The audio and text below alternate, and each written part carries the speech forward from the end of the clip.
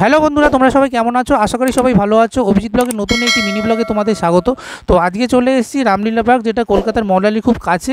তো এখানে পঞ্চমতম কলকাতার জেলা বইমেলা অনুষ্ঠিত হচ্ছে, যেটা 3রা জানুয়ারি থেকে 9 জানুয়ারি অবধি সকাল 12:30 থেকে সন্ধ্যে 7:30 অবধি রামলীলা পার্কে হচ্ছে। আর এই হচ্ছে মেলার গেট, আর এই হচ্ছে দেখতে পাচ্ছ রামলীলা পার্ক। তো ভেতরে খুব সুন্দর এখানে বইমেলা হচ্ছে। তো ফার্স্ট টাইম এবছর এইখানে বসেছে। আর দেখতে পাচ্ছ এখন ভেতরে যাচ্ছি। তো ভেতরে গিয়ে দেখলাম খুব সুন্দর এখানে বড় স্টেজ করা হয়েছে, আর খুব সুন্দর সাংস্কৃতিক অনুষ্ঠান হচ্ছে। আর সিটিং অ্যারেঞ্জমেন্ট খুব সুন্দর, প্রচুর মানুষ রয়েছে। ও প্রতিদিন সন্ধ্যায় এখানে খুব সুন্দর সাংস্কৃতিক অনুষ্ঠান করা হচ্ছে, এবং রিসাইটেশন থেকে শুরু করে খুব সুন্দর সঙ্গীত পরিবেশন, এবং তার সাথে সাথে নৃত্য পরিবেশনা করা হচ্ছে। তো মেলা দেখতে পাচ্ছ একদম জমজমাট। এখানে প্রায় 50 থেকে 60খানা স্টল আছে। তো লিটিল ম্যাগাজিনের খুব সুন্দর স্টল আছে, আর খুব সুন্দর দেখতে পাচ্ছ চারিদিকটা সাজানো।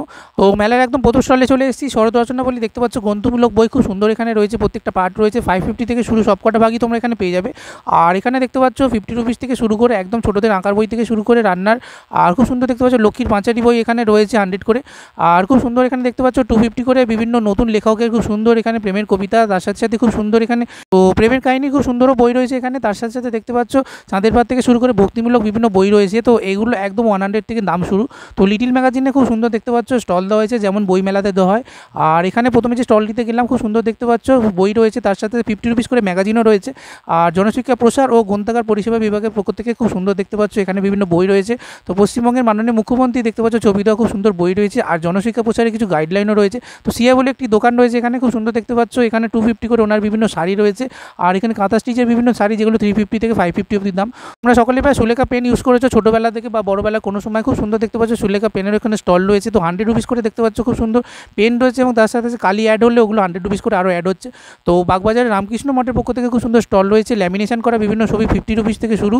আর দেখতে পাচ্ছ বড়োগুলো এখানে 250 করে দাম আছে। আর লাইটিংয়ের কিছু ব্যবস্থা রয়েছে, এগুলো 100 করে দাম।